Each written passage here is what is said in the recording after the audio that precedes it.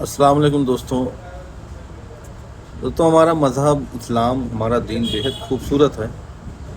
और इस खूबसूरत दीन को मानने वालों की भी ज़िम्मेदारी है कि हम अपने दीन और उसके असूलों पर इतने अदब और एहतराम के साथ अमल करें कि हमें देखकर दूसरे लोग भी हमारे किरदार से इबरत लें, हिदायत लें। दोस्तों, जैसा कि हम सभी जानते हैं कि 12 रबीउल अव्वल का मुबारक दिन करीब आ रहा है। इसी मौके पर हमारे शहर टांडा में निकलने वाला जुलूस मोहम्मदी अपनी एक अलग पहचान रखता है। हर साल की तरह इस साल भी मरकज़ अंजुमन और शहर की तमाम ज़िम्मेदार अंजुमनें लोगों से लगातार अपील करती हैं जुलूस में अदब, एहतराम और अनुशासन के साथ शामिल हों और शासन प्रशासन की सभी गाइडलाइन को पालन करें। दोस्तों, ख़ास तौर पर डीजे, हुड़दंग, आपत्तिजनक नारेबाजी और ऐसी तमाम चीज़ों से बचने की अपील की जाती है जो जुलूस की गरिमा को ठेस पहुँचा सकती है। लेकिन दोस्तों, पिछले कुछ वर्षों से, पिछले कुछ सालों से देखने को मिला है कि कुछ नौजवान जुलूस मोहम्मदी को इबादत, मोहब्बत और पैगाम के बजाय महज तफरीह का एक ज़रिया समझने लगते हैं। हमें खुद से एक सवाल पूछना चाहिए, क्या यही हमारे दीन की खूबसूरती है? क्या यही हमारे नबी सल्लल्लाहु अलैहि वसल्लम की सीरत ने हमें यही सिखाया है? दोस्तों, किसी एक इंसान की गलती सिर्फ उसकी गलती नहीं रह जाती। जब मामला किसी मजहबी प्रोग्राम से जुड़ा हो तो उसकी बदनामी का असर पूरी कौम पर पड़ता है। इसलिए हम इस जिम्मेदारी से कोई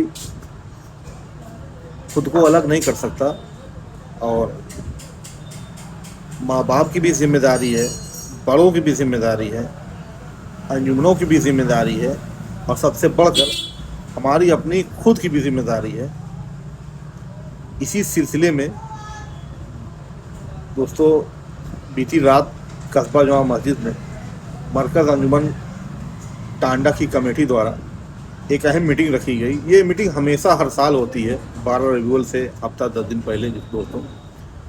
दोस्तों, मीटिंग में शहर के तमाम अंजुमन के ज़िम्मेदार लोगों को बुलाया गया और मीटिंग का जो मकसद था बिल्कुल साफ था। दोस्तों, जुलूस मोहम्मदी को अदब, एहतराम, अमन के साथ निकाला जाए, शासन प्रशासन की गाइडलाइंस का पालन हो और किसी भी तरह की गैर मुनासिब हरकत, हुड़दंग या आपत्तिजनक नारेबाजी से पूरी तरह बचा जाए। इस मौके पर दोस्तों, सूचना न्यूज़ के एडिटर फ़खरे आलम साहब ने भी बच्चों और नौजवानों को बेहद आसान और कम लफ्ज़ों में बहुत ही अहम बात समझाने की कोशिश की, जो वाकई काबिल तारीफ़ रही। मेरा आप सभी से बस इतना ही कहना है, जुलूस में शामिल होने ही काफ़ी नहीं है दोस्तों। जुलूस की गरिमा को कायम रखना भी हमारी ज़िम्मेदारी है। मैं अपने बच्चों को समझाइए या कोई मनोरंजन कार्यक्रम नहीं है, बल्कि मोहब्बत, अदब और पैगाम का मौका है दोस्तों। अगर हम अपने घर के सिर्फ बच्चे को भी गलत हरकत करने से रोक लें तो समझ लीजिए हमने समाज के लिए एक बड़ा काम किया है। तो आइए इस बार हम सब मिल के जुलूस निकालें कि हमारे शहर की पहचान अदब, अमन, अनुशासन और मोहब्बत का पैगाम मिले। दोस्तों, आलम साहब की वीडियो आप लोग पूरी ज़रूर देखिएगा। इस वीडियो के लास्ट में वीडियो मिलेगी आपको, उनकी बातें गौर से सुनिएगा। अगर आपको कहीं से भी लगता है कि यह पैगाम हमारे नौजवानों तक पहुंचने चाहिए तो इसको ज़्यादा से ज़्यादा शेयर करिएगा, क्योंकि सुधार की शुरुआत किसी और से नहीं बल्कि हमसे, हमारे अपने घर से ही होती है।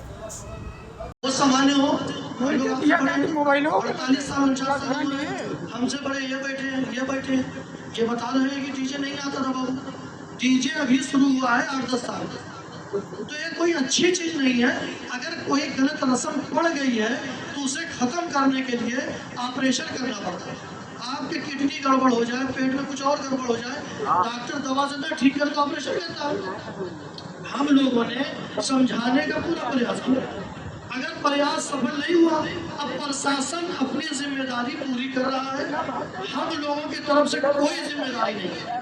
आप 10 पेटी बांधो, 20 बांधो, 25, हम मना कर रहे हैं। आप नहीं मानोगे, प्रशासन जाने आप चलो।